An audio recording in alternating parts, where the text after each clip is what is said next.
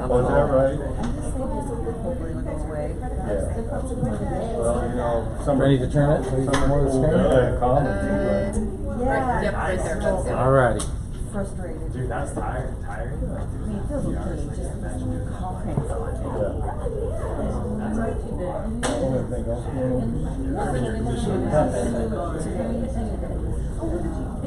Oh, really nice.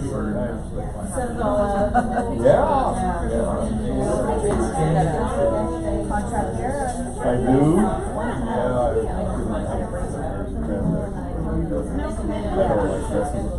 To me, it's money saved for me. And I know I don't have to. Something's wrong, she'll let me know.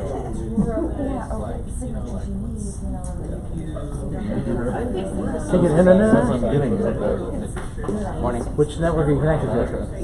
Oh, that one's gone. Oh, you need to go to the. Good to know. So, you need to go to agent, more agents. Okay.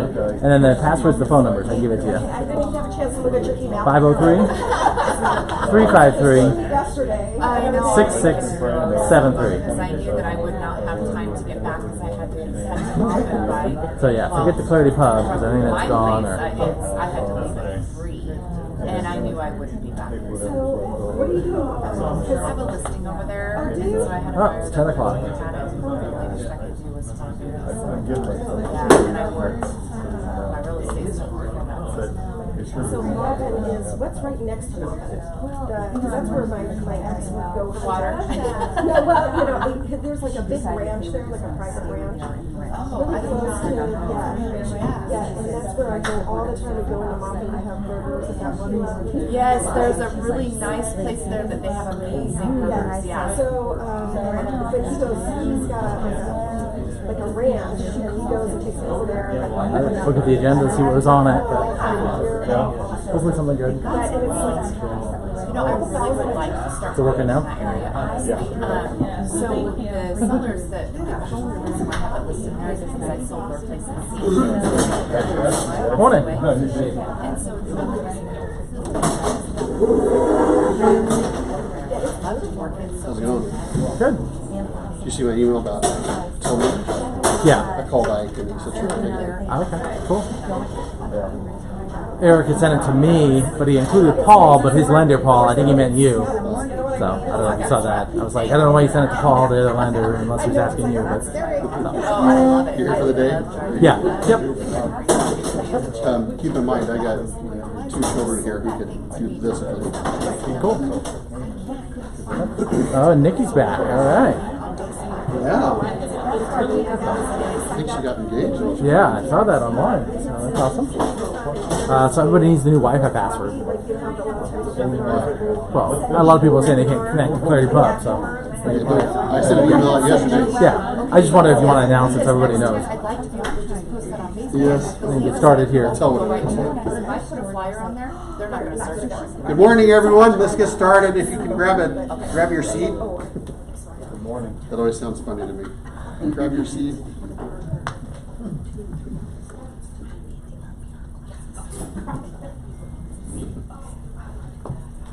So who's having trouble getting on the Wi-Fi? Who saw the email yesterday about you to do Wi-Fi password? What's the Wi-Fi network you're now supposed to use? Anyone see the email? Yeah. More agent. Okay? So when you drop down, select more agent. And the password is 503-353-6673. I'll print that out. And we just don't want, I don't want to put it on the email because if it gets forwarded or whatever, but there's no reason for you not to have it. That's a password, if you want the password. Okay? The Clarity Pub and Clarity, other one is having too many problems. We've moved off of that one, so bypassed it. How was everybody? Good. Quieting it today. Yeah. We'll acknowledge Court Balky actually passed his test and he's officially boarded. Nice. Yay. Welcome, Court. And I don't, anyone else here new or visiting? No, they aren't. Okay. Sorry, while I'm getting set up here just really quick, so I can get this to come live now. Do you want me to fill in while you're doing Yeah, that? oh yeah, good, yeah. Hi guys, okay, everybody knows me, do I have to say anything? Well, let's see, we had the class with Kevin Ike. I know a couple people just said to me today that they didn't sign in. So we do get a credit hour for today, and just let me know, I'll put you guys at the end of the list if for some reason you didn't sign in over there at the State Bar. The other thing that's really exciting that's coming up, I have a series of classes Nice. with Stephanie Chumley. She is amazing. She's a great teacher. Not only that, she is certified to teach RPR. And you know, even people that use it daily, I hear this all the time. Oh my gosh, I didn't know that you could do that with RPR. You know, she also has to be like certified every year. So you will have to like just fill out a quick little survey, you know, just to say how she's doing and everything. But you will really enjoy this series. Every single one of them is different. She'll go through the desktop version, the mobile version, things how to build business and everything, and how to even do CMAs with it. So we're going to get the whole series put down in Basecamp. And so please do sign up for them. They're all completely different. The other thing too is I've accosted Kevin Harker. Is he still on his vacation? His worldwide, he's back? I heard he's back last week. Yeah, so, but I got him for 2 3-hour slots. So we can do, and it's right around the time, it's in September, the LARC class or the ethics class. Who needs LARC or ethics, or should I just do one? Or so think about that, look at your schedule and see, because we're gonna go ahead and have him for that. So other than that, I really appreciate you guys and supporting us, and I love supporting you guys, and thank you so much. I keep getting more and more business from you guys, and first time you know, clients from, or first time transactions, and my escrow officers are really super excited and everything, so thank you. Thanks for all your business. Thanks, Kim. Thank you. And Kim's hosting, there's a USDA class today, once a hour after this meeting. So if you've registered or not, you can stay, there's plenty of seats. You're hosting that. There's an RPR class tomorrow. Yes. Yes. You're hosting that. Yes. Yes. And then we have some other training. So there is an RPR class on Wednesday. Yes. Yeah, That's and the that's first okay. one. It's That's the getting first started with RPR, so if you don't know too much about it, you know, it's you know, she'll kind of go from it from the very beginning and why you should be using RPR. So Thanks, Kim. thank you. And thanks for hosting the CE today. So three CE hours this week Yes. that are available. Yes. So yeah, very good. Thank you. Derek, you have anything? We are going to be having a little raffle contest starting next month. Anybody that refers somebody to us and anybody that signs up, so be watching for that. Yeah. So- Derek's trying to do some creative things to create some Yes. excitement. So, thanks. Anyone else have anything before we jump into the stuff here? It's kind of a casual day, a little bit to me. Feels a little bit more relaxed. I don't know why, but it just does. I just want to touch on a few things before I discuss the topic at hand. One was the classes, but two, the CE classes, but also the manufactured home class. So true or false? Manufactured homes in park is a real estate transaction. False. It is false. You have to have a special license to do manufactured home in park sales. True or false? Yes. True. Is it covered under your real estate license? False. It is not. Or no, it is not. An agency or a person has to get a special license to do manufactured home in park. They're not considered real estate, so therefore they're handled completely differently from a reviews perspective, paperwork requirements, timing, everything's just different. Oh, I have a question. Yeah. Is there any title company that will insure them? Yeah, we found, right, Because I know we don't. Melissa, What's that? title company, we have a that title, insures manufactured or was Denise homes. talk to somebody, I think. Well, they basically will close. We found a on title First company to American. do it, Okay, I right? was just Yeah. gonna say, because, It's, because First American. First okay, American. yeah, Yeah. that's fine, I just want you guys to know who does it, because we don't. Yeah, that's who we have. And we had one person at First American say, no, they don't, then we contact someone, yeah, we do, so like, all right. There's only Depends on certain how long they did branches, it. she said. Oh, it's only for by branches? It was by branches, branch, so yeah. yeah, it's very specialized. Yeah.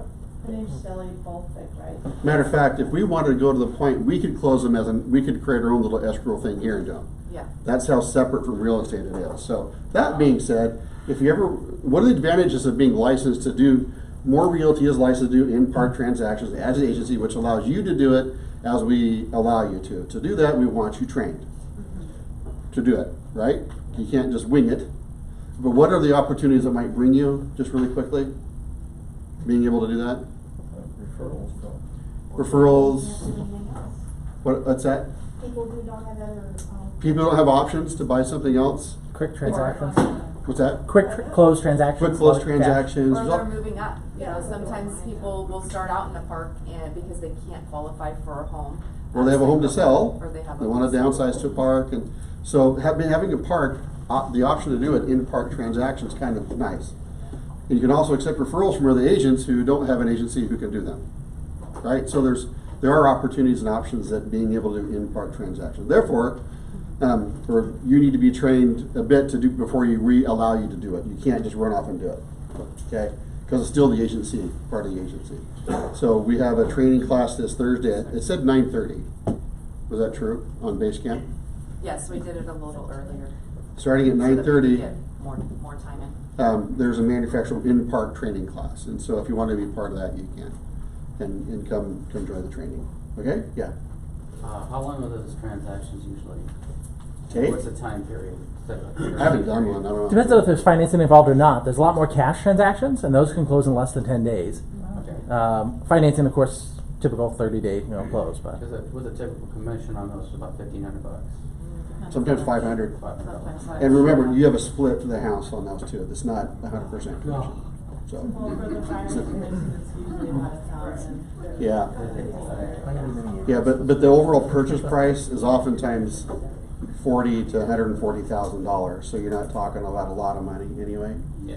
And if you don't want to deal with it, just refer it off to one of the people who do want to do it in the company. They'll pay you a referral Like fee. gas money. Kinda. Yeah. Right, Starbucks for a week or whatever, yeah. Really good to get all the referrals. Yeah, but with referral, I mean, it's about being able, providing opportunities. The other thing it's done for us in the Op City, I don't know how many are in the Op City, we're able to open up Op City to take any price point. We don't filter anybody, we want $250 or more. We'll take anything in those lower price points, well, guess where most of them are going? To us. Because there's no one else, not many people out there are willing to take them in Op City. And oftentimes, when you accept the lower price ones and try and work them and do your thing, Op City will now send you the higher price ones. So it's a great way to work the system to be, right? Am I saying it right? Yeah. Yeah, Yep. yeah, so, Barb's gotten a ton of yeah, stuff Barb's going got in a the ton of works. deals in there. So, We Yeah, have about 10 listings so far, and Yeah. that's started, so. yeah, we just started, so. It's a viable business thing, but it's not the big checks you're used to. Right. But it's a business sector you just work to get more business. It's a lead generator, basically, right? Yep. All right. And some people qualify, they think they can only go in a park, but remember, the parks have a monthly fee to the park, things like that. And we've actually been able to turn some that said, oh, I can only get a park because I can only afford X, Y, Z. And you actually get them to talk to a lender, and they can often qualify Wait a for minute, more. qualify for 300? Oh my gosh, that changes everything, Yeah, exactly. right? So, Or that lease option program, don't we have a lease option program? Yeah, the home partners. Home partners. Home Partners, yeah, they don't take manufacturing home parks. They don't do Well, in and parks, if but, they, yeah. you know, if you're talking to and they can't necessarily get in there because of the fees, then how about this? Yeah, it just creates opportunities, right? So if I were you, and you're looking to grow your business and be busy, be on Op City and take everything they'll send you. And don't be upset because it's not a $500,000 and it's only 60,000. Work it, right? Yeah, Mark. One thing about that too, some manufactured homes in parks are on their own lot. And that is a whole new thing too, where you can get financing, that sort of thing, because I've sold them that way. So meaning they're selling the land? Well, you're selling the land with the manufactured. In that case, it's not particularly in park, that's a real estate transaction. But, yeah, I know, but what I'm saying is, there's parks that have lots under them that are owned by the. Which they allow, yeah. Yeah, they You allow just that never know what common comes area. out of Yeah, those. I mean, so. that's what I'm saying. Yeah. It's amazing. Yeah. Don't be too picky, right? Anything else on that you want to say, Eric? No? I saw Eric Kroll come in after I started talking. You want to do your commercial for today, or got your class or anything? And you lost your We're doing screen. USDA, Sure. SCE following this class. It's been our most requested one, so stick around, Lori's gonna teach that. Again, I would remind you that get your clients who are looking in, we'll get them fast track approved, so that when you present that offer, they're actually approved, not just pre-approved. So figure about. My screen is off, I can see the back of of it. that approval process, and, we're finding that's a very helpful and competitive offer situation. Come ask us any questions you have. Well, they do a great job, right here in the building, you guys can meet it. Sorry, I have to have the back one on so I see what you're seeing. So I don't have to. Okay, we're back. Thanks, Eric. Yep. I did want to go over a couple things in the just kind of for the good of the order sort of thing. I want to touch on the things in the residential sales agreement, if that's okay. I want to touch on section 4, where it says balance of purchase price, select A or B. This is where you should be noting whether the home is subject to a home that's for sale. And if you read that section, it says buyer has liquid available funds for the earnest money deposit and down payment, and if an all-cash transaction of full purchase price sufficient to close the transaction described herein, and is not relying upon any contingent source of funds from loans, gift sale, or closing or other property for conditions, except as follows. So except as follows would be subject to the sale of my house, currently in escrow, or not yet listed. You'd want to say that right there. Because sometimes the cash, I could pay cash, but the cash is coming from the sale of my house. Or I'm going to get a loan, but it's going to come from the sale of that house. To be able to do that, this is where you should be noting. We used to say it in additional provisions. Remember we say it there all the time? This is really a more appropriate place to say subject to the sale of buyer's primary residence currently in escrow, or something like that. Yes? So for gift funds, I see fairly often. Right there? Is that also appropriate to be writing that in? Except, and that's an except as follows. Right. Sourced from a gift funds, that kind of thing. And would you consider it to be a requirement to write it in if it is being used, or an option to write it in, but it makes it not available to terminate based on lack of gift funds if you don't write it in? Like, does it make it, if you... Do you narrow your like, options if you put it on there? we don't think it was actually gift funds, but I had a lender once be like, oh, don't write it in, and I was... Okay, so, flip the pancake over for a second. And look at it from, now I want to get out because I don't get the gift funds. Right. And you haven't said it. So, true, you can narrow the field, but you can broaden the field. So it just kind of depends. So my position has always been not over disclose, but disclose what you need, but they should be aware of. You need to be aware that they're sourced from gift funds. And if I don't get them, I can't close. But if I get to the end and say, wait a minute, things have changed. I'm not getting it from the gift funds. I've actually had a line of credit. I can still close. They're likely to say, sure, I want to close, right? Likely to. But if I say if I don't say they're sourced from the gift funds and I lose my gift funds, it still would fall under financing contingency failure anyway because I can't get financing. I don't have the money. Mm-hmm. And what's the worst you have at risk as a buyer? Earnest money deposit, right? So that's the worst that's at risk, right? So you can overthink that, I guess is where I'm going with this. It's good to say it, but if you don't say it, you're still covered somewhere, right? That's basically what I wanted to clarify.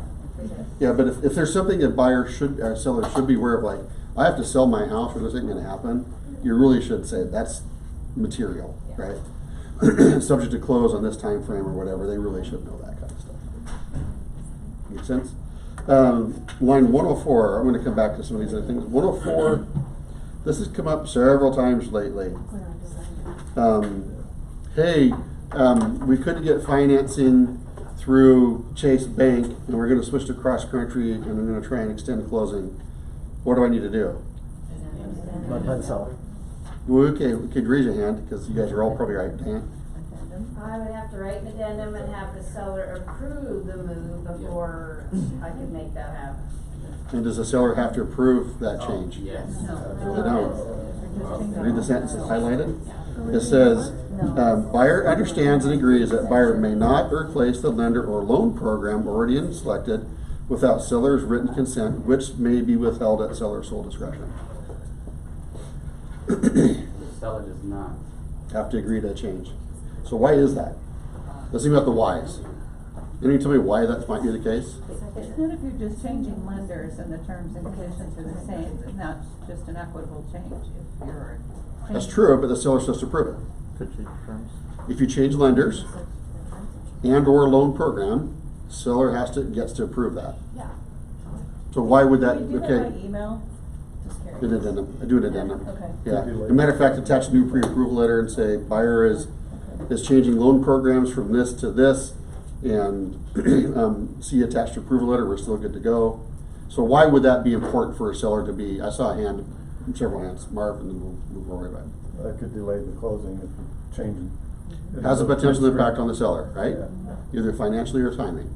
And they should have the right to be aware of that and a right to approve that. Tom, anything else, or is that it? Basically, I was gonna say. Yeah, anything else? That's basically what it is, right? There's a potential impact to a seller that the seller should be aware of. But they don't have to agree to it. Yeah, they don't have to agree to it. You've changed the terms. Right. That's basically what you've done. And now, if you're a smart buyer side, well, okay, are buyers always smart? Sometimes they change and don't even tell you. Does that ever happen? Happens all the time. I went from cross country and now working with Quicken. Oh no! I mean, and I did that 3 weeks ago. So that process stopped, and I'm chugging down this path that's going to take forever. I don't even know anything about it. And you go, well, okay, here we are. We now have to go seek permission. So this is one of the things, as you have a client sign off on an offer, get approval letter, it's worth mentioning. Okay, are you good with this? Because we can't change without their approval, and don't change without their approval. Okay, you good with this one? All right, let's keep going. That should be a quick comment you make or a question you ask when you write an offer. Great for a buyer presentation. For a buyer presentation, yeah. Somewhere a buyer should be aware. You just can't go half cocked and go change whatever you want whenever you want. I saw a hand somewhere. Also, there might be a better deal looming in the background. Well, yeah, and with this clause, if they have a backup offer in place, they could And it might be reject it. over. I'm gonna move on to this other one, so it leaves it open. So you need to make sure your buyers are working with you and not just making things up as like, oh, I changed lenders 4 times. Well, that was 3 lenders ago. Do you have time for a testimony of pain? What's that? Yeah, go ahead.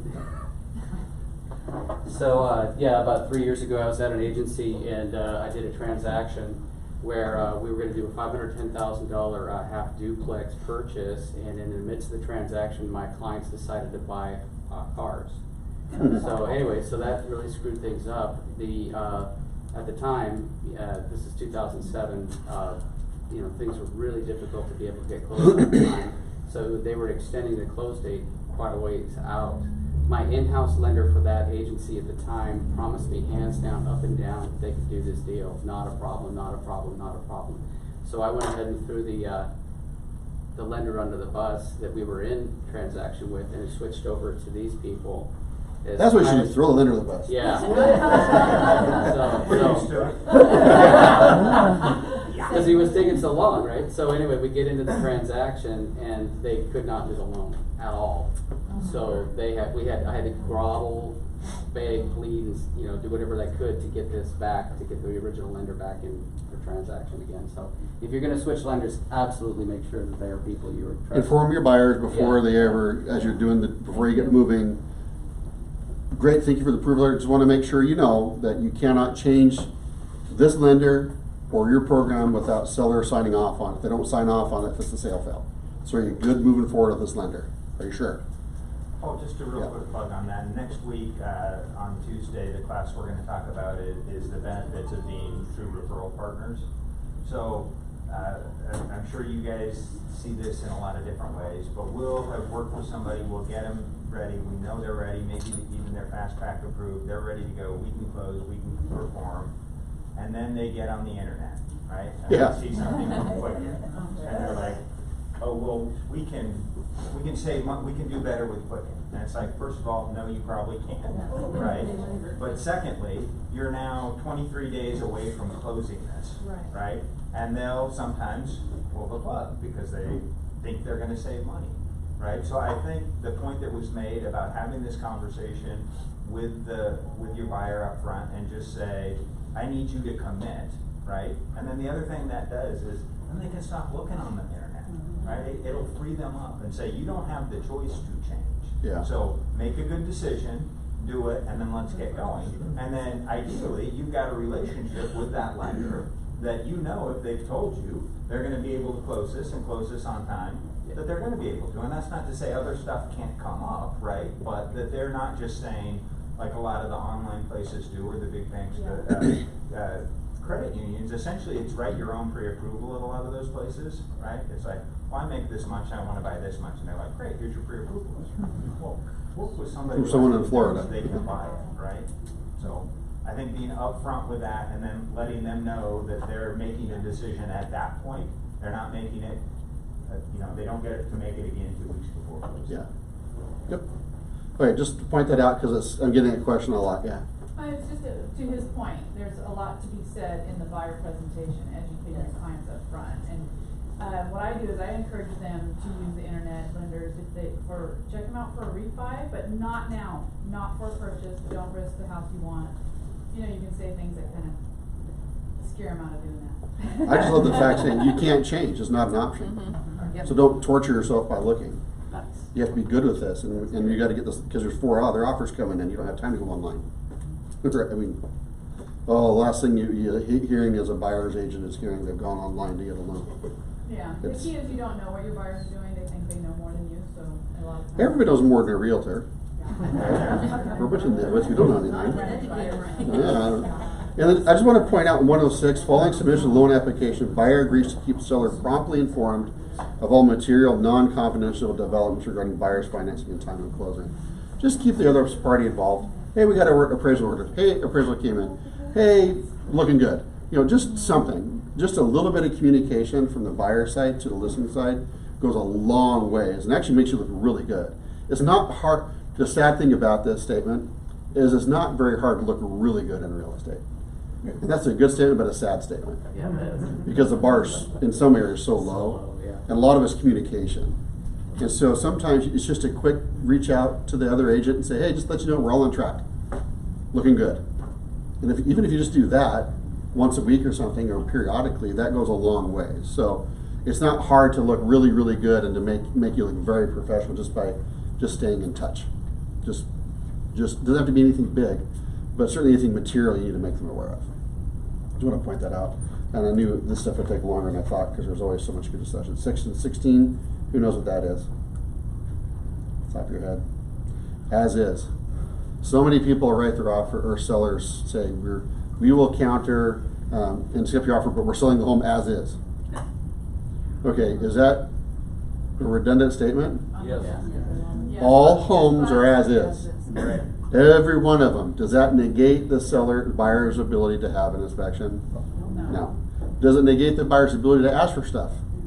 No, they still can. Sometimes people get spun up and think, well, they said as is, we can't even ask for anything. Well, yeah, you can. Can you ask for repairs after the closed inspection contingency? You can ask. You can always ask. Doesn't mean they will. It doesn't mean you can no longer use that contingency to get out of the transaction, but appraisal comes in, or lead-based paint comes in, or whatever, something comes in later, home warrant, HOA, whatever. At any point, you can go back and say, you know what, we got thinking about this. We'll move to closing if you do these repairs or you modify. You can do that anytime you want. Well, yeah, because the appraisal will sometimes come back with Conditions, right? Conditions, so, yeah. So you can always ask for anything you want anytime. Anyway, so don't get spun up by the word as is, but you can also, a lot of people want to put there because they feel better. What I'm trying to say is I'm not going to do any repairs. Okay, so let's just do that then. Let's say seller to do no repairs. Does that negate the buyer's right to ask for them? No. They can still ask for them.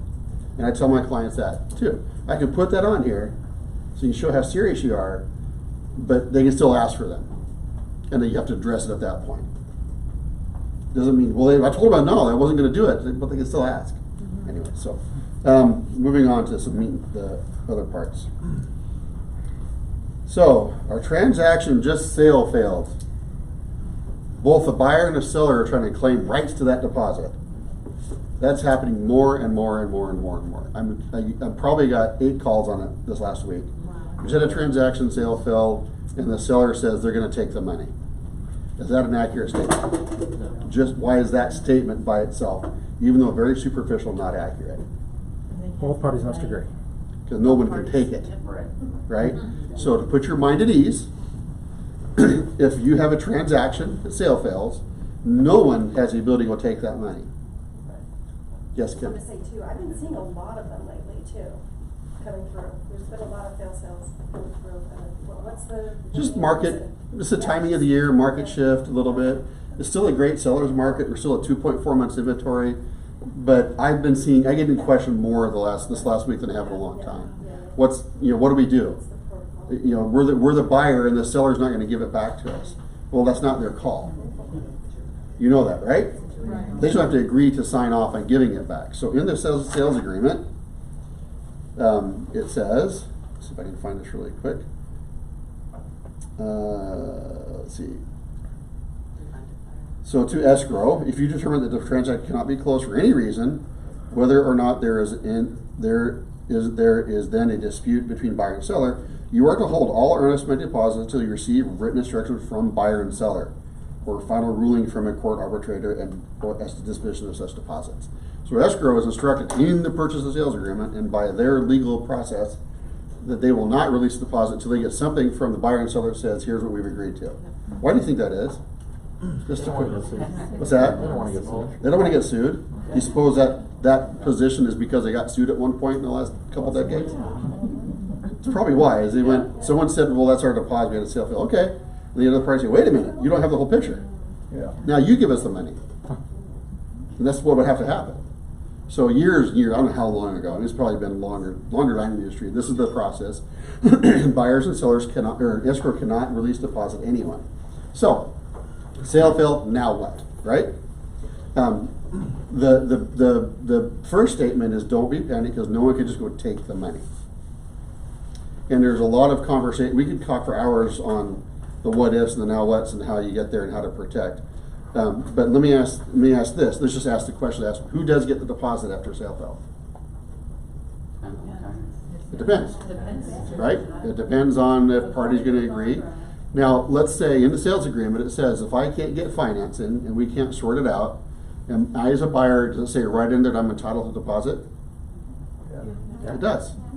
Is the seller contractually obligated to cooperate with that? Yes. They are. Can you force them to cooperate? Nope. You can't. I have seen it, believe it or not, over the years where a seller will not cooperate in that situation. No, we want it. Well, why? It's not yours. And then you have to go to arbitration, or not arbitration, go to small claims, and the judge says, hey, give it to them. What are you talking about? And you're totally entitled to it. But you can't force people to do what they're supposed to do, I guess is my point. So whatever you see in the sales agreement, you can't force someone to do. So who gets the deposit really depends, right? On one, how'd you terminate? What's that, Tracy? And to make sure you get the proper documentation or letting escrow telling them what to do with it, even if this buyer is totally due the deposit. And who doesn't get it? It's the same kind of answer. And then I'll come back to this one. Come back to that one. Okay, so when you ask the bottom one, I'll come back and go through the other one. So you terminate, when can a seller go live with that property? Immediately. You sure? Yes. Even if you get notification via email, seller could go back there. Yep. So right here in the sales agreement. So, yeah, go ahead. but if you have a difficult seller and you know they're going to dispute earnest money and you want to get it resolved, can you also kind of hold it and say, hey, we want to get this back on the market as quickly as possible. Just sign this so we can get that done. As an agent? Yeah. So the deposit doesn't have to be. It doesn't have to be, but if you have a difficult seller, I've done that before where it's like, hey, we want to get this back on the market. Here's the form to sign. Because they're difficult sellers, and you know that. A difficult seller to go back to get it signed? Yeah, I mean they're going to. Oh, okay, that's whatever. what you're saying. So I've held. they're they're like they should sign this to release it. They're Yeah. just being jerks and not signing it. Yeah. So, And you say, we got to go back live. Can you sign this so we can go back live? yeah. Are we being recorded? Yes. I could. So. Nah, I don't want to answer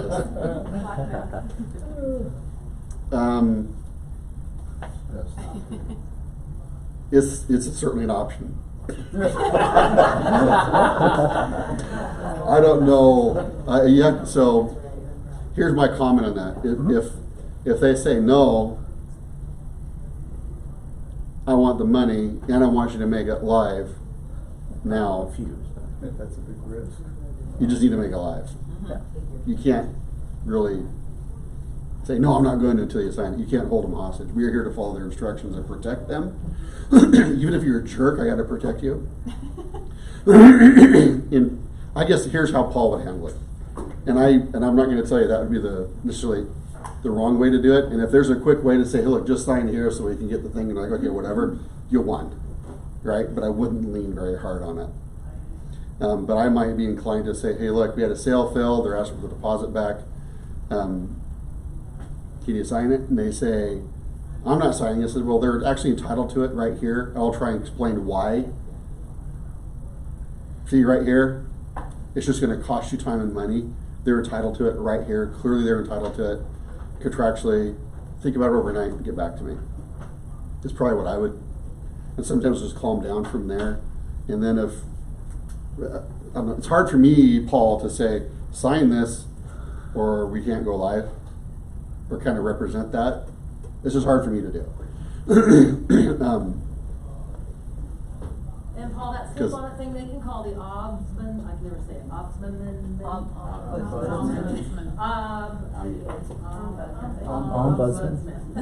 I just want to ever be in a place where they To can get an find out that I've idea held it of how well hostage. the So case it's just, what's that? They can call Ombudsman. PMR and get an opinion on how well their case will. They could, but I know what Eric's saying though, and I Oh, like, yeah, absolutely. but I like, kind of like the thought process. If they're just being a pain and just holding it up and it's gonna cost me time, hey, look, sign this so we can go live again. You're not telling them you That have statement to. can roll out of my mouth. Yeah. I'll just say that. Yeah. Please sign this so we can go live again. And if they say, well, I'm not gonna sign it, what are my options? Then I'm like, okay. Well, yeah, then it's kind of hard. Then it's kind of, you got to be careful, because if I say, well, we can't go live unless you sign it, that's not truthful. I guess so. I'm trying to think of a different way to answer that. Like, well, it's best we resolve it. Can you go live without the signature? Yes, yes, you can. Right there, it says right there, buyer understands upon termination of this transaction, sellers have the right to place the property back on the market for sale upon any price and terms as seller determines in the seller's sole discretion. They do not have to wait. Matter of fact, an email from the buyer's agent saying we're terminating, leave the paperwork later, that's a termination. You don't have to. Does it take buyer and seller to agree to termination? Oh, no. Not at all. It's a notification. So when a seller signs that it's been terminated, that's just him acknowledging, yeah, it's terminated. But do they have the right to go back on the market immediately? They do. Does that happen very often in your example? Or is it just a thought? I've had it happen a few times. So Okay. I always just, In Washington? in Washington, Oh, okay. yeah, it's a different. Washington. Do it all day long in Washington. No, I just think you have to tread lightly on that, because it's a fine line of hiding fact from their, you don't want to come across that way. But I totally, hey, can we just get this done, signed here, and resolved so we can go back live? That's what I would have said, yeah. I mean, I have no problem saying that, but if they say something, why can't we go live now? I say, well, we can. I just hoping to get it past the goalie. Just kidding. So, yes, they can go live upon termination. And when does termination occur? When the buyer's agent, authorized agent, notifies you, we're terminating because of this. We're going back on the market. The only thing that remains is disposition of the deposit. Right? So, I wrote a scenario past you. This is a real life one. I was going to go grab a piece of paper so you can see that I had it. But so we had a buyer, one of our agents had a buyer on a property, and deposit was due on a Monday. The bed inspection periods had been chugging along, everything's chugging along. They needed another week because it was coming from a gift funds. Okay? Had a week and got to week out, needed a couple more days. And now all the inspection contingencies have closed. And then they said, tried us to terminate. Okay? Didn't make the deposit. Does the seller have any recourse against that client, that buyer? Yes. What recourse does the seller have? Earnest money. Hasn't been made though. Doesn't matter. It's It still doesn't right. matter. They can still take it to court, and I just received, last week, a small claims notification that came here because they couldn't find the client. We received it here on behalf of the client, so we forwarded it to them. Where they're taking the small claims, asking for the deposit that was never made. And it's right here in the deposit. Oops. I meant to label these, but I didn't get to them, so I could sort through quicker, but.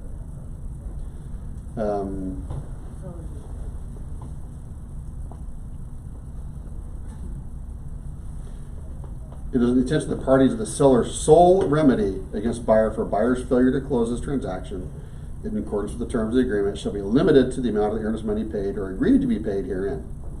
Seller's right to recover from buyer any unpaid earnest money agreed to be paid herein shall be in accordance with the provisions of the dispute resolution section below. So if you don't make the deposit, there's your risk, right? Yes. So Unless the seller agrees to an extension for the deposit. So in all my years, this is the first time I've seen a seller go after the deposit. Yeah. And it was last week. It's not common. But this seller's like, look, you dragged me on, I want the $4,000 deposit. The buyer said, no, I'm not giving it to you. Went dark and now hiding. So they had to send to us to get it to email to them, and they've acknowledged receipt. Now they have to go to small claims. I don't see how the seller's injured. So they are injured because they're taken home off the market for 10 days, 20 days. And they're allowed that remedy here in the transaction. So again, think what people put it, when you do a real estate transaction, what am I putting at risk as a buyer? What is my risk? The amount of the earnest money deposit, just read it, right? What is a seller's sole remedy against me if I screw up? Whatever that amount is. So be careful if you go over, $10,000, $20,000, $30,000 in deposit, because that's now at risk potentially. Right. Well, So- Paul, to clarify, what is the damage of being taking your house off the market for 10 days? That was going to be my next statement. That's where I was going with this next. So from a buyer's perspective, my sole risk is the deposit. So again, be cautious about making these elaborate deposits. I had a guy years ago. He was a guy from Colorado. He was back when the market was smoking in like 2007. He was flying to Seattle, Portland, and Hawaii and buying condos for himself, paying like $1.5 million each. Like, okay, whatever. I mean, he's just a retired guy was in the lumber business, and so he put $60,000 deposit down when he bought the condo here in Portland, and it was non-refundable upon sign of acceptance. And that's the way they did it. We're downtown at the Strand, is what it was. I don't know if you're at the Strand. And it was up near the top floor. And hey, it's what we do. You want to buy one of these? You're putting $60,000 up front, no deposit, no refund, period. You wrote the check, and I'm like, okay. I mean, it's gone. If he doesn't, so in like manner, you get into this transaction with people, there is a risk that the deposit could be either gone or in dispute, or someone can come back after. So don't always. I've never seen anyone go after it before. I'll get back to that point.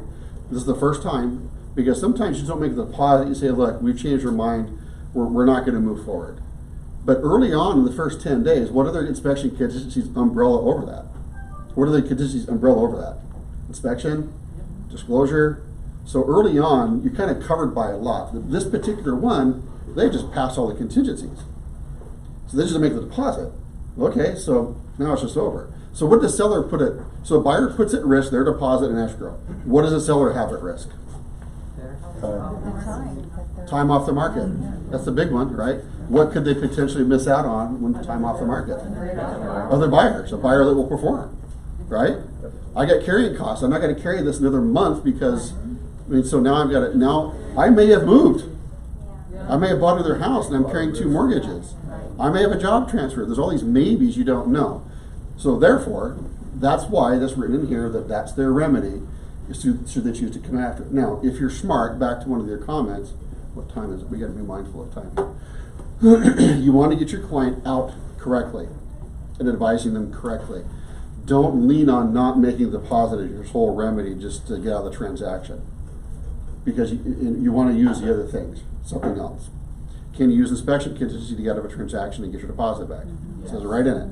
Can you use financing? Yes. Right in it. Does it say, can you use lead-based paint? Can use disclosures. Yes. Can use title thing. Title review. What's that? Due diligence on my case. Due diligence is a, Yeah, you just wanna make sure that if you terminate, you do it kind of within the right windows. Don't let them all close and expect to get your money back, right? That's kind of the point here. What this client did is they let them all close and then didn't make the deposit. Well, in that case, I don't blame the seller, honestly. The buyer's our client. You just dragged it on for 2 weeks and just wasted my time. Didn't even do an inspection, just let it close, right? But during that process, can a seller terminate the transaction? No. They can't. They're stuck. So that's what I put at risk too. I'm stuck until you figure it out. So there are several ways to get out of the transaction. The most common are the inspection, the lead-based paint, disclosures. So why is it important to deliver disclosures as a listing agent fast? Because it starts the time, right? Why a buyer's agents do I not quite want them yet? Because it starts the time, right? Depends if you're pouring or you're drinking, that kind of thing, right? The benefit. So, but as a listing agent, you need to get those in your hands right away. Like with the counter offer signed, by the way, here are the disclosures immediately. Should you lean upon putting them in RMLS as delivery? Don't do that. It's a mistake. Don't do that. Yeah, go ahead. So this is a technical question. Let's say I get the seller disclosures within the right timeline, but we notice that a question wasn't answered. Does that Great extend question. by 5 days? Great question. Did you sign them? Did you sign them? That's a great question. No, we Did you- haven't signed them yet. Okay, so what I always do in that case, I tell our agents, when I get that question, I say, look, reply back, these are incomplete or the wrong year or whatever. We refuse to accept receipts of these disclosures. Please update and correct, and we will receive those. That way you noted something in writing, that if you ever have to go to somewhere to prove it, look, they were incomplete. That time frame never began. Okay, so it And I restarts the rejected clock them. for my 5 days. Not just without doing nothing. Not without, yeah. You have to do something. You have to reply Right, back okay, and so I say, hey, not these are accepted. incomplete, we're not accepting receipt of these, and so please deliver complete set, and then we will accept receipt. Okay, so that starts my timeline. Yes. Got it. And you can be more specific in your statement, say, Yeah. the timeline has not begun because these are not complete. Okay. You can even say that. Time frame has not begun, they're not complete, please deliver complete set or the correct year. One of the common ones, we see the wrong year. Yep. 2016 or 15 from somebody. Yeah, Wendy. And now we're getting on timelines, and I'm maybe getting off on a tangent, but just recently had an agent that sent the accepted counteroffer. You know how all of our clients miss the checkbox in e-signing, and so it went automatically without the box check. But in the email, she had stated, we accept, blah, blah, blah. And so now the other agent comes back and wants to push the timeline forward a day because it took a day to get the box checked and sent back to her. I say it was accepted with that email saying it was accepted. The problem with not the problem, but the dilemma there is it's been accepted and then not accepted. I'm not sure you can do that as her, the other person. How is it not accepted? Well, you just said she accepted them and then came back and said, wait, I don't really accept it, they're not quite right. No, the That time other frame to agent start from said acceptance. the checkbox timeline moved is forward because you didn't get Yeah. the box checked. Even though you stated in the email that it's accepted, we didn't get the box checked till for So another what's the point of day. moving? So that's what I'm hearing. That's what I thought I repeated back. You delivered them, right? The box missing? Well, no, but yeah, she did. Yeah, No, did. yeah. She delivered them to you? She's just asking me the question. So yeah, the buyer's agent sent the box unchecked, but stated in the email that it's accepted, that the seller's account is accepted. The listing agent says, and we sent a timeline, according to that day. The listing agent says, well, we didn't get the box checked till the next day, so the timeline's moved forward a day. So what's the advantage Which we don't or want, disadvantage so. with the timeline? 'Cause I think the buyer would have a better It's been advantage. accepted in writing in the email with a signature on the document, So the seller's giving you an extra day for inspection? Big deal.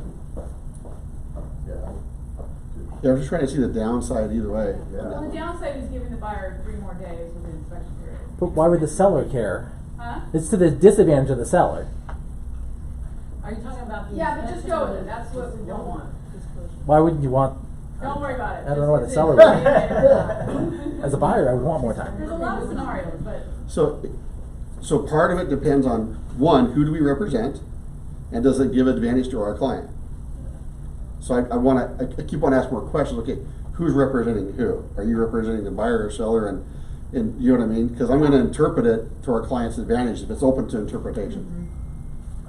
Oh, it's open to interpretation? I'm just saying, if it is, I'm going to interpret Okay, it. in this scenario, let's say it's the seller. We represent the seller. We represent the seller. We deliver disclosures. And we want the inspection period, well, I don't know why, but we want the inspection period to go at the next day. She just thinks she's being accurate and making it the next day. I think it's been accepted by putting it in writing. I think it has too. And just what box was missing? The accepted seller counteroffer, you know. Because, you know, it went through DocuSign and the box got. That's sent out. acceptance. Oh, okay, so it's not even disclosures. We're talking about a counteroffer. No, it's not a seller counteroffer, it's acceptance. It's not Yeah, disclosures. I know, I was talking about timeline, I got off on a tangent. Okay, so I was all twisted up because I thought we were talking disclosures. You're talking the The counteroffer. seller counteroffer. Okay, so if you deliver it and they say, we're good to go, and we're just missing a box, I would say that's the day of mutual But acceptance. acceptance was noted in the comment in the email. To me, that's what I would say is acceptance. Yeah, And it's signed and dated, right? Yeah. So back to the point that's being Signed made, and dated. The box acceptance box wasn't checked. Right, but it's still signed and dated. That's what I think. so Yeah, back to the bigger point here, how important is you do your paperwork completely and accurately? I mean, we So still, there's no questions, but we do have acceptance.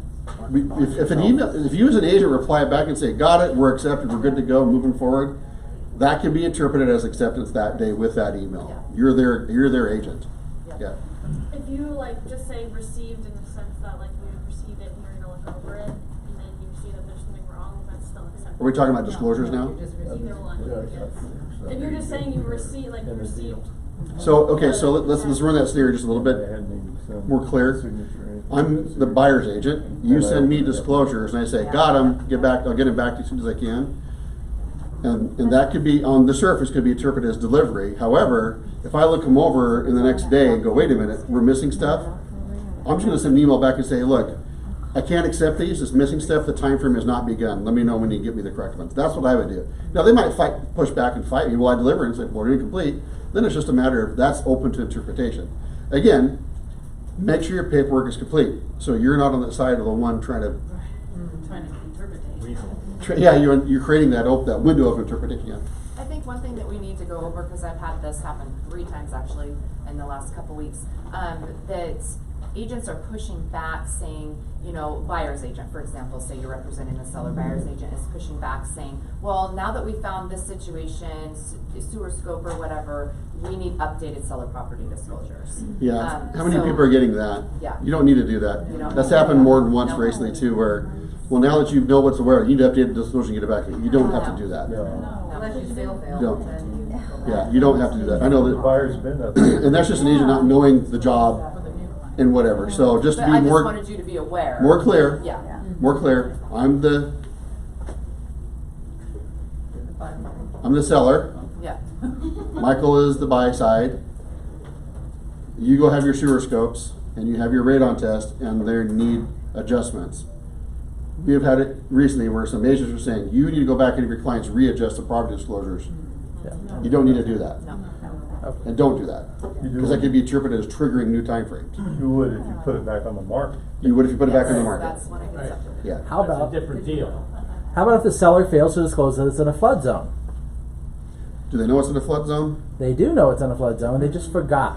They forgot. That could be, that's a material fact that a buyer could terminate over. So we just had a transaction like that. We're representing the seller. Yeah. They forgot to tell us in the flood zone, and now the purchaser is suing the seller for That is the properly cost of inspection, the cost of appraisal, things like So that. is this a regular Washington. question? So I don't know all the Washington rules and laws. It's very basically it's handled the same. Yeah. So in that case, if you forget to disclose something that you clearly should have known and didn't tell, and the thing closes and the buyer comes back in this Didn't case close. and said it hasn't closed yet. So they got, right before closing, the lender found out like a week before closing, after they paid for all inspections, paid for the appraisal, all that stuff. And of course the buyer's ticked off because it's in a flood zone now. And they may have a claimant, small claims against them for all the costs of their inspection. Flood insurance, so that's another cost. But they didn't close. So there's no insurance cost, right? They didn't close. They didn't close. They wanted the redisclosure though, so they could cancel based on the new information. And so they canceled based on it's in the flood zone now. Yeah. All right, so let's bring it back to Siegel conversation really quick here. Because we're running out of time. Wouldn't that be Still the same. Oh, hold on. Too many people talking at once. So let me just make a comment on this really quick. So, in that case, when you don't disclose something like that, a buyer could now has to decide if they want to move forward with new information, right? Right. If they decide to move forward and they say, well, gosh, we didn't know, we're kind of stuck here, they may have a claim at small claims or something for this guy's going to pay my flood insurance for the next years, or this person's got to pay my inspections if I'm going to terminate. I mean, there's open to risk. The point being goes back to what I've said several times. Be accurate in your disclosures. Now we're way off deposit. We're way off the topic today. But okay, Chris, you've had your hand up a long time. I go back to that sewer scope situation. Say that happens and they find something in the issue and the sale fails. Do they need to update the disclosures based on their word, or do they actually have to send you and you have to accept documentation showing that there's a failure? The buyer has to disclose what they know about the property that the seller needs to disclose what they know about a property a potential buyer should be aware of. And to try and hide yourself from ignorance may not be a good defense. Well, I mean, they could be, if it's just based on their word, they could be honest or dishonest about it. Maybe they just want to update something in the sewer lines. So, I mean, Is there something a buyer should be, a seller, is there anything a buyer should be aware of related to this property? Well, I've heard the sewer line might have failed. I don't know. But if I don't think ignorance is a great defense. Ignorance is not a great defense. They told me it was failed, but I didn't want to look at it, so I didn't have to disclose it. And therefore, you had a $5,000 problem, and somehow they just kind of proved out. I mean, it's just, why would you do that to yourself? There's no reason to that. If there's a problem, okay, let's verify it. Let's get it checked. I got to kind of make other people aware of it, and let me see the report, and I'll have someone look at it and get it checked out. And that's what you should do. Is now sellers are trying to avoid doing anything, right? I don't want to see it, then I have to disclose it. Well, you're aware there might be a problem. You can't just plead ignorance. You can't just not tell a buyer that, because if you don't tell a buyer something that you may know, that could roll back on you. Let's don't do that. Okay, there's hands over here. Several. Go ahead. Recently, I had a seller. Okay, I was representing the buyer. The seller looked at our offer and he said, "Sounds good, but I want to increase the earnest money after the inspection period $10,000." Why would he do that? Wants to know you're serious. Well, we had it was a house in Woodburn. It was $250,000, and we were already putting down $5,000 earnest. A lot. I get that. I get that. But you could have rejected that too. Well, we did. My buyers got pretty upset with it, and they said, "Forget it." Yeah. They could tell that they were going to be difficult. Yeah. But I'm just saying, why in the world would they? I can think of several reasons. One, they're worried about, they may have been through several transactions that sale failed. Oh, okay. You just don't know what's behind the backstory. That pushed another sale fail. Could have been. They may want to know you're serious. Yeah. I mean, sometimes if I'm in that situation, been through several sale fails, we say, okay, I want to know this buyer's serious. Inspections are done. You're releasing half the deposit. I mean, just based upon my experiences. It could be just that simple. I don't know the answer, but it's a strategy that's motivated by something that I don't know what it is. I saw it. It's set on the market. Kim, you had, and then I'll go, okay. Oh, no, I just told Pia, I had elm siding at my house over in Westland. Yeah, and it was the builder who built it and told everybody in the subdivision that they had open siding and about the whole class action lawsuit, but didn't put it on the disclosure when we bought the house. That we had OP, and our neighbors had to tell us, but yeah, no. You could have sued that builder Yeah, and the seller, yeah. Exactly. But, yeah, you did, yeah. Well, with the flood issue with Eric's seller not disclosing the floodplain, I do think sometimes people can be very clueless about conditions of property. They're not into real estate. It's not their interest in life. If they live somewhere that's never flooded in 100 years, they could easily have forgotten that. But it's not top of mind.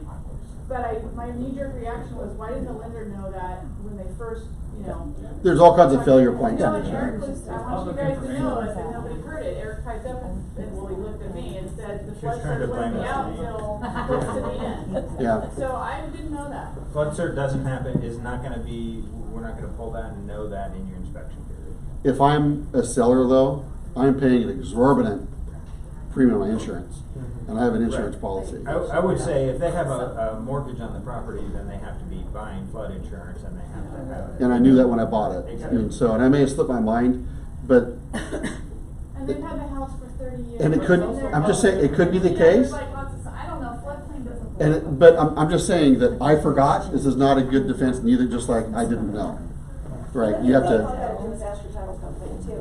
Title company can help, and you can look on the maps, and the RMLS will tell you too. It's flood maps. But the listing agent's not responsible to investigate. Yes, but the listing agent. This is a point. The listing agent is not responsible to investigate. It's not our responsibility to find out what things are, right? We enter things. And doesn't the RMLS not pull flood zone? It doesn't pull a flood zone. You can just go. You have to RPR go. does. You have to go look for it, right? RPR has it on there. There's a map, there's a filter for it. So- Occasionally it's not clear cut. So is the agent responsible for the seller's failures to disclose? No. A lot of people think they want this to be. I'm give you a real world scenario, and they're going to end on this because we are far afield of the topic, and way far afield. But it's always good and lively, and so I appreciate the interaction. So don't worry. And there's always something learned, right? That's the important part is you're learning. You learn more, right? Real world scenario happened. We had an agent in our office. They had a home just off the Willamette River, one house removed from the Willamette River, and this closed in September of 2017. Okay. Sorry, I got distracted. I had several conversations occurring outside of me. Sorry. I don't.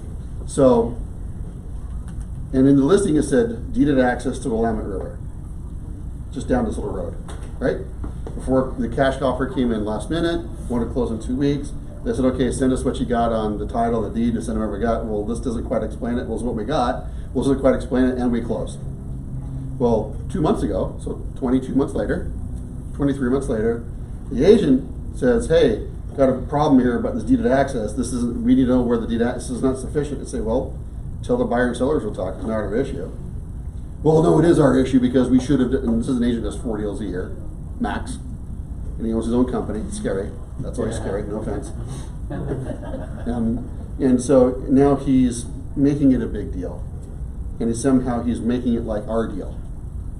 And I keep saying, you see the bottom of the RMLS says, buyer to do, and even a listing agreement, it says, the seller will hold us harmless for any failure to disclose on their part. We paid for an attorney, Kevin Harker, did some research, said, it does have deeded access. Here it is. That's not correct. And he sent back a Google Maps layout of, Google Maps, are you serious? This is like a 100-year-old title report we gave you where deeded access. And so he's just spinning it out of control. And now these sellers are somehow thinking, well, who's going to pay for this not having deeded access? And so anymore, we're just ignoring them. But somehow they think that we're responsible as a realtor. Are we? No. I checked with Kevin Ike. I said, here's a scenario. He says, absolutely not. You're not responsible. It goes nowhere. I'd never take a case like that. Because it doesn't go anywhere. Maybe a $10,000 deposit, I'd take it. A retainer, I'd do that, and whatever, that's how we get paid. But in the end, there's no responsibility there. So back to the flood zone, this is why I tell this. Back to the floods and other things. We are not responsible for the research and our buyer's information and to make sure, the seller's information, make sure it's accurate. If you're aware it's not accurate, you need to correct it. You need to tell them that's not correct. I happen to know that this is LP siding. You might want to get that checked out. If you are aware or have some knowledge and you do know and somehow don't correct that, now that's when it falls on you. So this agent of ours, there is deeded access. This goes nowhere. So they're going to hire an appraiser and what the house worth without deeded access, and appraise, it's cash, whatever. It's just stupid. So that's, they're wasting all their time and money, and the seller lives in California. Is like, I don't care. I'm not going to talk to these people. Whatever. I gave them, So it's just one of those situations. So we're not doing any work either. And this other agent actually said, look, I'm going to have to step aside now because this is between you and the lawyers. And I said, well, I'm stepping aside too. It's not between us. Bye. Hope I never do a deal with you. But please don't register to join.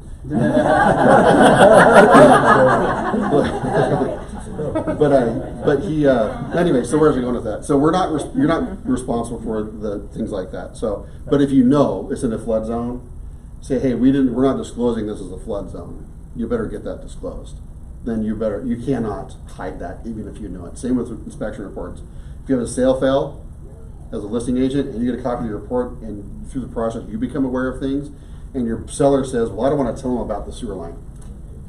I don't want to raise that problem. I don't want to even tell them. Then you need to walk away from that listing. Yeah. See, I cannot do that because that's fraud, and we can't do that, and I can't hide that information. If that's really what you want to do, you might need to have someone else who will hide it for you. What if someone calls you, it's no longer your listing, and another agent calls you to ask you why there was a sale fail, and if it was something in the inspection? So I frequently get that call. Yeah. Not me, but I mean as a listing, not as a managing broker, but as an agent, I've got that call. Hey, I see you had a sale fail. Do you mind me asking why?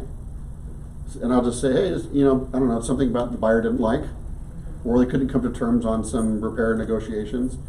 And if they say, well, what's the condition of the home? I would say, look, first of all, I haven't been there in many months, so I don't know what's changed. So I don't know if whatever was applicable then is even applicable now. You should just have your inspections. You shouldn't be relying on me to write an offer. That's how I'd be answering it, right? Does that answer your question?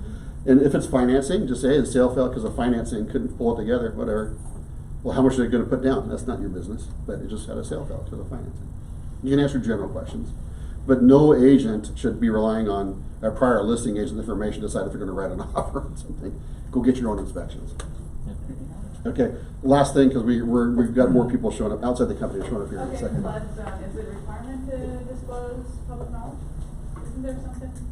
No requirement? Is there a listing on the RMLS on there that says in flood zone? I can't remember. There's a spot to put it if it's in a flood zone. I think so, yeah, there's a description, checkbox, but- a description, yeah. I know, but is it a requirement to disclose public knowledge? So on the seller disclosures there is. Yeah, Are you gonna says put right it on on? it. I know there's places to put it. You're I'm talking just about on the saying, listing itself. Is it requirement to disclose public knowledge, flood zone public knowledge? Yes, on the seller disclosure it asks, do you have any information about flooding in this area? Yes, no, or don't know. And in the listing it asks, I think there's a flood, is this area in a flood zone? You have to select that box, yes, no, or no. It would be the same as if it's I mean, they said no, and they The did. answer is, there is a duty to disclose that as a seller. You can't hide that. They have the right? knowledge, then. You have the knowledge, you gotta disclose it. And when it comes to disclosure, it's better to over disclose. Don't be afraid of losing a buyer. Don't hide your disclosure facts out of fear of losing a buyer. That's the wrong motivation, seller. That could just roll back and bite you. Yeah, last question that we got. What I like to say to my sellers is this is a get out of jail free card. That, ooh, we just bought a house, that first 5 days of loving the house passes quickly. But the neighbor comes over and tells them something about the house after they moved in and after 6 months, then they come back on you and that's not on the disclosure. Yeah, once you start meeting neighbors, it's Yeah, oh my gosh. Or you So, have neighbors call you. funny little thing is moved from Eugene to the Seattle area back in the mid-90s. And Eugene was great, it was fine, quiet neighborhood. Went up to Seattle, and there's an area called Kent, near Kent, Washington. And within the first week of being there, I'm laying in bed, and all of a sudden, there's this bright light coming from the window, and the house is just shaking. Wow. I'm like, what the heck? And I look out, and in my yard, in the neighbor's yards, there's this light going like this. So, helicopter. And I go, what is going on? There's a police chopper over my house in this quiet, brand new subdivision, scoping all around my house. And I went out and looked at the front, and there's 2 policemen with shotguns standing over 2 guys laying in the road, right in front of my driveway. Wow. So what am I thinking? What have I done? Oh my gosh, I moved from little old Eugene to I'm in the big city now. You know, it's all freaked out, but it's kind of funny when you move in, what comes up, but we never had a problem again. Nothing ever came up. That was like really unnerving for the first week in the big city. Well, and that's why, like, when you're listing, we do reviews of advertising and that kind of thing. Just be careful what you say. I see like safe neighborhood or great family home or great yard for family. So I think there's a fine line there. Saying safe neighborhood. Yeah, you can't warranty that. Because I've been seeing that. So all you can say is neighborhood. This is in House and neighborhood. House, neighborhood. Yeah. Welcome back from Hawaii, wasn't it? And, thank you. Last in 20 minutes, USDA. I've seen is gluten-free. I saw that Yeah, on the you station. saw that on the listing. Gluten-free, yeah. Vegan, gluten-free, how about Gluten-free. That's a big. What? Gluten-free? What made